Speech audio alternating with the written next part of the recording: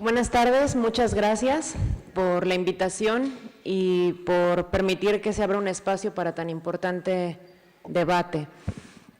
Bueno, respecto a las buenas prácticas y las malas prácticas, les preparé algo escrito y bueno, espero que por ser la última no se aplique esto de que los últimos seremos los primeros, pero aquí los primeros en ser olvidados, porque ya se cansaron de todo el día aquí, pero ahí va.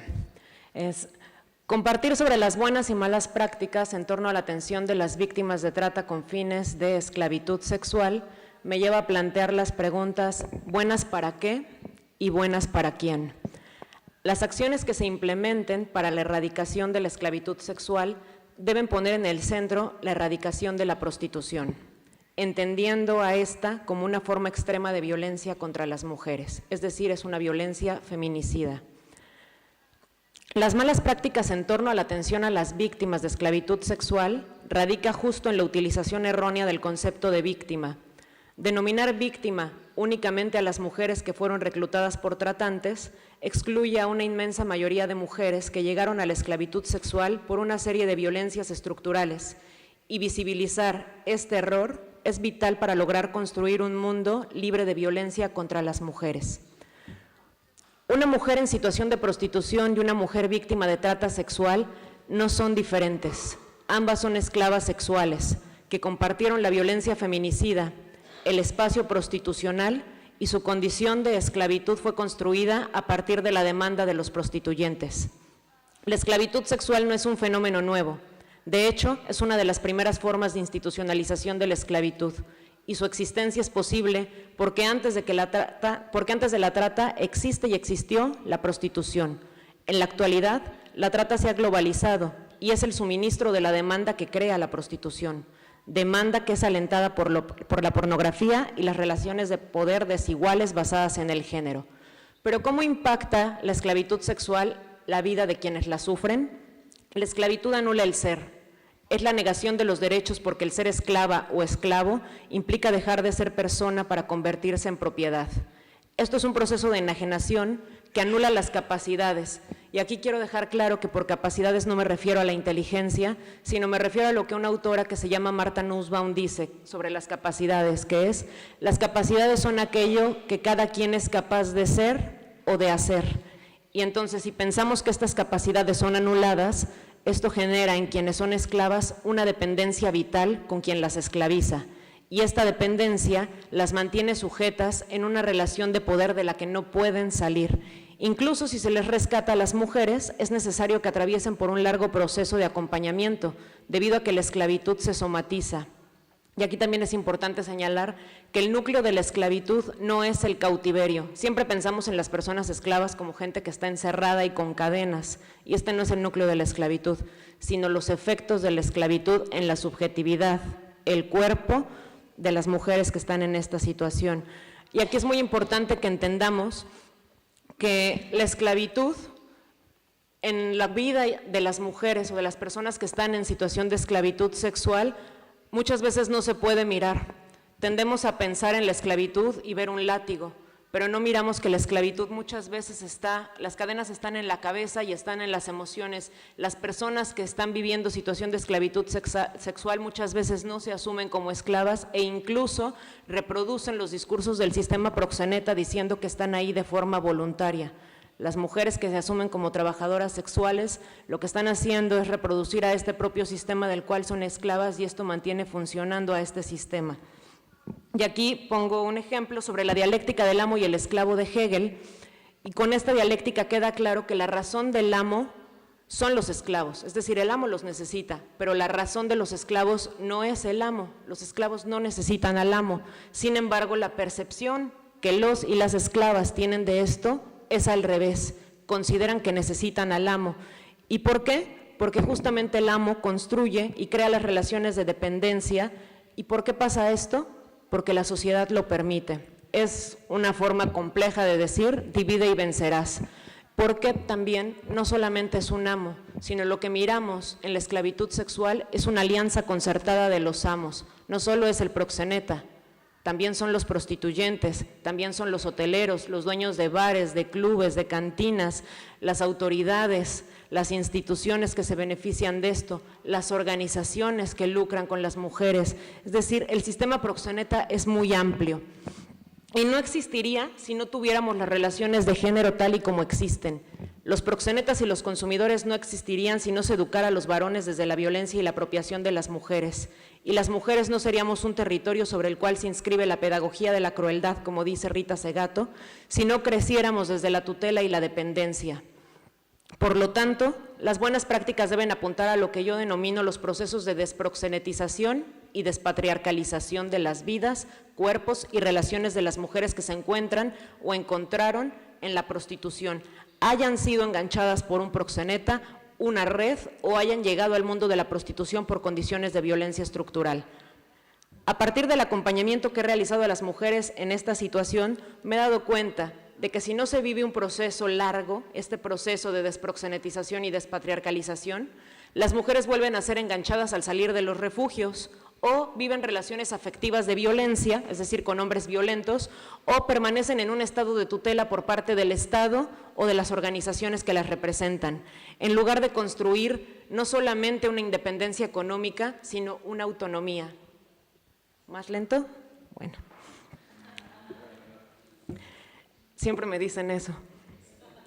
He trabajado con mujeres en situación de esclavitud sexual que tienen entre 14 y 75 años de edad, en las calles, en refugios especializados, en sus comunidades de origen, con sus familias y en las comunidades de origen de los proxenetas, también con el Estado y con las organizaciones sociales. Y un análisis profundo de las diferentes perspectivas y prácticas me lleva a concluir que la despatriarcalización y la desproxenetización se ponen en el último término. Eso sí es que las contemplan, porque la mayoría de las veces ni se habla de estas o ni se conocen. Siempre se prioriza la persecución, la sanción, y esto es necesario, pero debemos tener claro que si no se erradica el fenómeno, con la persecución y la sanción no se erradica, solamente es un paliativo, y debemos de saber que el sistema proxeneta se sofistica. Así que pueden arrestar a todos los proxenetas, pero eso no impide que nuevos aparezcan. ¿Cómo prevenimos que los hombres se conviertan en proxenetas y en prostituyentes? En primer lugar, se debe mirar personas y no números. Y soy consciente de que los instrumentos internacionales, así como las leyes internas, demandan números y que estos a su vez determinan los financiamientos. Y los financiamientos demandan probatorios e indicadores imponiendo temas y sobre todo direccionando las posibles soluciones. Y entonces la generación de proyectos y la atención a las mujeres se reduce al marco lógico y no a la dignidad. Y es necesario que trascendamos esto. Asimismo, es necesario que separemos la trata sexual de otros fenómenos que el protocolo de Palermo combina y que se le dé a cada uno de los delitos la importancia y el espacio que requiere. Mezclarlos solo entorpece la procuración de justicia, la atención y la prevención. Tenemos que mirar el fenómeno desde un análisis de poder y encontrar que detrás de las mafias y la delincuencia organizada está la violencia contra las mujeres que permite que la trata y la prostitución existan debido a que se consumen y para la gran mayoría de personas son fenómenos normales. Se dice de la prostitución que es el oficio más antiguo del mundo, un trabajo fácil, y asimismo hay una serie de mitos que la favorecen, y esto es porque políticamente es más cómodo pensar que son unos pocos delincuentes o grupos de delincuencia organizada, que son monstruos o que son enfermos y que es un problema de seguridad nacional, en lugar de que es un problema cotidiano que está en todos lados y que está aniquilando a las mujeres. Ya lo dijo Primo Levi, que fue un sobreviviente de Auschwitz, que dice que los monstruos existen, pero que son realmente muy pocos para ser peligrosos, que los realmente peligrosos son los hombres comunes.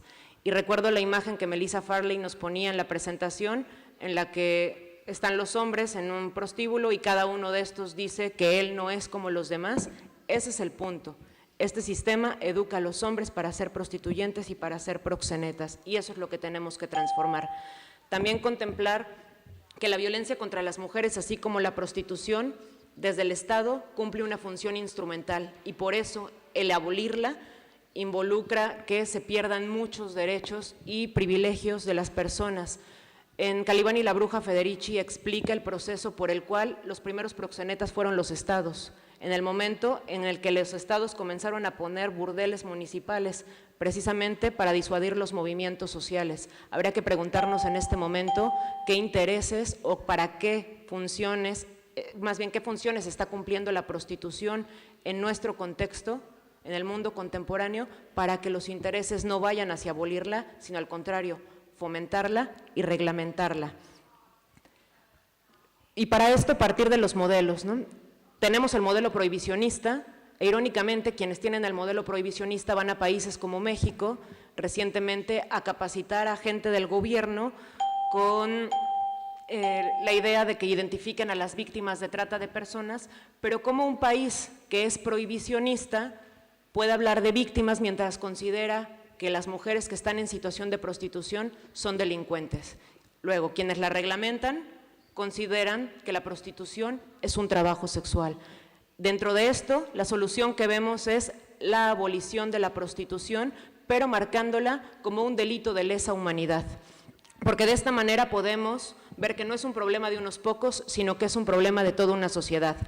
Las leyes nacionales deben partir de la realidad de cada país, no de una geopolítica que dicta, esto a través de Palermo, con la promesa de financiamientos, porque esto es una forma de neocolonización, de violación a las soberanías nacionales y de la intervención en nuestros estados. Por ejemplo, en México, a través del Plan Mérida, hemos tenido operativos dirigidos por el FBI y esto no ha transformado en nada la realidad de las comunidades.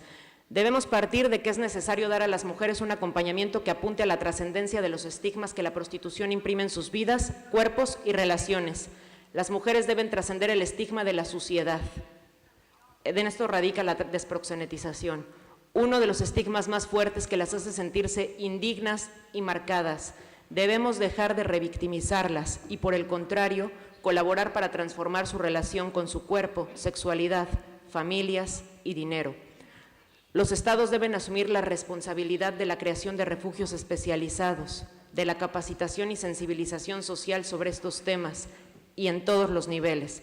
Se debe impartir una educación sexual integral que no sea una educación sexual basada en la educación para la reproducción, sino en el conocimiento pleno del cuerpo propio, desde el respeto, dejando de lado la moral que construye la sociedad y el deber ser sobre los cuerpos de las mujeres, y por el contrario, educar para la autonomía, el placer y la vida libre de violencia.